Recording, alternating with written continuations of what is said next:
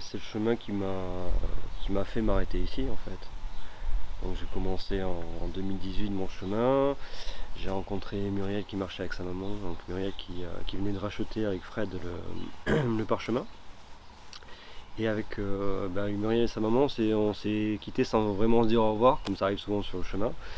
Et j'avais gardé dans un coin de ma tête le fait qu'elle avait repris ce gîte, et du coup je m'étais dit je repasserai par ici si elle est encore là, et puis pour lui dire bonjour. Donc 2019, j'ai fait une autre partie du chemin Conques-Cahors, je n'avais pas encore atteint ce lieu. Et en 2020, je suis parti de Cahors, je suis arrivé ici. Et Muriel était dans la cuisine, elle me dit bonjour, je suis Muriel. Bonjour, je suis Florent. J'ai l'impression qu'on se connaît. Oui, oui, on a marché ensemble il y a 2 ans avec ta maman. Donc ça a été un grand moment d'émotion. Et en fait, au bout de mes 4 jours de marche, j'avais le pied qui avait triplé de volume, je ne pouvais pas continuer. Donc je leur ai demandé si je pouvais rester là quelques temps, le temps de me remettre, et puis je leur ai proposé de les aider au parchemin, à accueillir les pèlerins, aider au gîte quoi. Et du coup, ça a été notre façon de vivre le chemin, qui a été plus forte que la frustration de ne pas continuer à marcher. Et c'était chaque soir des gens différents, des histoires différentes, une ambiance différente. Et ça se renouvelait à chaque fois, et c'était magique, vraiment. Et du coup, ça m'a donné envie de revenir en tant qu'hospitalier, cette fois-ci choisi. Et donc je suis revenu l'année dernière, j'ai fait 2 semaines en tant qu'hospitalier. Et je suis rentré chez moi en me disant j'aimerais bien en faire un métier ou au moins vivre sur le chemin. Parce que sur le chemin, je me sens bien, quoi, je me sens libre. Et là, cette année, j'ai rappelé Fred pour voir s'il avait besoin d'un coup de main. Et, comme il a toujours besoin d'un coup de main, voilà, je suis venu ici avec grand plaisir parce que j'adore le lieu, j'adore les gens. Et puis j'adore accueillir les pèlerins et puis s'occuper de tout ça, quoi. Voilà. Là, actuellement, je suis en burn-out. Ça fait 3 mois que je suis en arrêt de travail. C'est un peu comme tout le monde, on arrive au bout de ce monde, et l'ambiance est tellement dure qu'on a besoin de se reconnecter avec de l'humain, et avec des vrais gens, avec des vraies valeurs. Et c'est ce que je retrouve sur le chemin, quoi. Donc j'avais parlé à mon psy, il m'a dit allez-y. Ça vous fera certainement du bien, et tout ce qui vous fait du bien, il faut le faire au maximum, quoi. Humainement, ça te remplit, ça te reconnecte aux humains, ça te reconnecte à toi. C'est tout simplement génial, quoi. C'est la vie. C'est quand tu marches sur le chemin, tu rencontres des gens, tu as de très belles rencontres, de beaux échanges, tu discutes de cœur à cœur, et voire même de âme à âme. Et, c'est un peu ce que je vis en tant qu'hospitalier, quoi. C'est j'accueille les gens, je demande le prénom, et puis la CSP, on s'en fout, quoi. C'est viens, t'as mal au pied, pas de problème, je te montre la douche, je te montre le lit, et puis voilà un peu les règles de la maison, comment ça va se passer, et puis si t'as besoin de quelque chose, tu demandes. On va faire en sorte de te mettre dans de bonnes conditions pour pouvoir reprendre ton chemin de demain, quoi.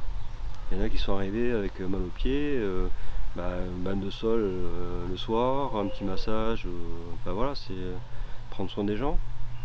Et dans mon sens, enfin moi je le vis comme quelque chose d'important de prendre soin des gens. C'est assez dingue parce que la personne qui arrive, c'est un inconnu. Et l'inconnu, c'est juste quelqu'un que tu n'as pas encore rencontré. Donc là, justement, c'est l'occasion de rencontrer la personne et puis de partager, d'avoir un petit peu son histoire, suivant comment elle veut se dévoiler aussi, hein. C'est toujours dans le respect des gens. Chaque jour, c'est une aventure, c'est des rencontres, c'est le cœur qui bondit de joie aussi, hein. Voilà. Il y a des moments où tu vas partager des moments vraiment d'intimité, quoi, avec certaines personnes, parce que c'est le moment où elles ont besoin de parler, elles ont besoin d'une oreille. Et toi, tu te retrouves là, à ce moment-là, tu recueilles ce qu'on te partage.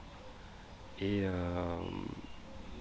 et tu sais que c'est pas anodin, quoi. Tu sais que ça a une vraie valeur pour la personne si elle te le partage. Et c'est un cadeau qu'elle te fait aussi.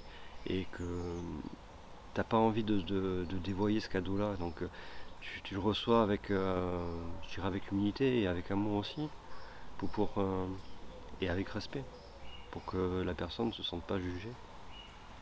Et sur le chemin,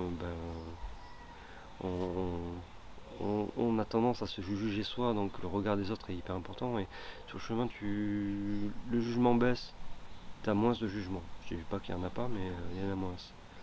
Et d'être dans cette liberté-là, d'être écouté sans être jugé, c'est hyper important. Quelle que soit la personne, enfin, on est humain, quoi. On a besoin des fois de se confier, de pouvoir un petit peu lâcher ce qu'on a sur le cœur, sur les épaules. Et c'est important aussi d'avoir ce genre de choses. Il y a un soir, je me suis retrouvé avec un pèlerin. On était en bout de table et la conversation a fait que c'est devenu intime, on va dire. On s'est rapprochés et on était tête contre tête, quoi, un peu comme dans un confessionnal. Et il m'a raconté un petit peu son histoire et ce qu'il portait, quoi. Et c'était très très touchant.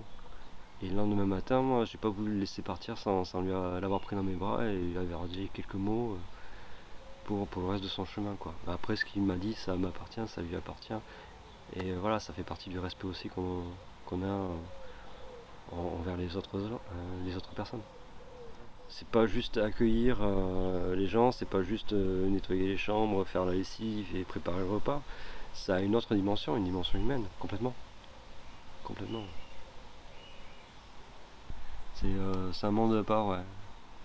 Et revenir dans l'autre monde, tu te prends une claque. Moi, c'est toujours difficile quand je reviens.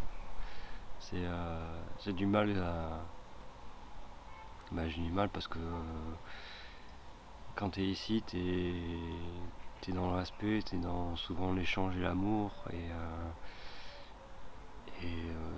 Dans l'autre monde, c'est souvent de la compétition. Et c'est très dur de revenir dans l'autre monde, quoi. Et c'est ce qu'on te demande, hein, d'écraser les autres. Ouais, c'est peut-être pas le pays des bisounours sur le chemin, mais je peux faire le chemin, quoi. C'est un endroit où je me sens bien, je me sens utile, je me sens l'égal des autres et aussi respecté aimé et apprécié, ouais. Et reconnu aussi. Parce qu'il faut dire que dans l'autre monde, t'as un manque de reconnaissance, quoi. Parce que le boulot que tu fais, ouais, tout est normal. Mais au bout d'un moment, t'as besoin aussi d'entendre merci beaucoup pour ce que tu fais, quoi. C'est pas forcément à chaque fois, mais c'est important. Et quand t'as les pèlerins qui te le disent, ça fait chaud au cœur. T'as une sensibilité sur le chemin, ouais. Et pour peu que tu sois déjà toi sensible, moi la première année où j'étais ici, tous les matins c'était une déchirure de les voir partir, hein. Maintenant ça va mieux, j'ai pris un petit peu de distance, c'est toujours émotionnant, mais tu le vis plus pareil, quoi. Je suis plus dans cette déchirure là, quoi. Et c'est génial aussi, parce qu'on a partagé un super moment, et puis il y a une dame qui s'est arrêtée hier. Ce matin, ça a été un gros câlin de la voir partir, en lui souhaitant un bon chemin, et puis une bonne vie, et puis au plaisir de se recroiser peut-être un jour sur le chemin. Mais c'est ça aussi les hasards du chemin. C'est l'avantage du chemin, t'as pas d'étiquette sociale. Donc de suite tu parles de cœur à cœur, d'âme à âme, et puis t'es de suite dans une vraie relation, quoi. Et puis les personnes fausses, tu les sens. Tu les sens très rapidement. Et c'est ça aussi qui est chouette dans le chemin, quoi. C'est vraiment ce lien-là, quoi. T'as beau rencontrer une personne une fois, ce qui s'est passé, l'énergie qui a été échangée, la connexion qui a pu se faire, c'est absolument hallucinant parce que tu te sens vachement proche de cette personne alors que ça fait 2 heures que tu la connais, mais tes amis de 20 ans, t'auras pas la même connexion, quoi. C'est au hasard des rencontres, des fois, t'as une personne qui va te dire juste une phrase. Et là, c'est une clé, quoi. Et elle vient de t'ouvrir une porte, en fait. Et là, tu dis, ah merde! Ah putain, j'avais pas compris ça, quoi. Et cette personne, elle est passée. Voilà, tu la reverras plus, quoi. Mais la magie du chemin, hein. T'en as fait une vidéo, mais c'est ce que j'y crois, moi. J'y crois à ça.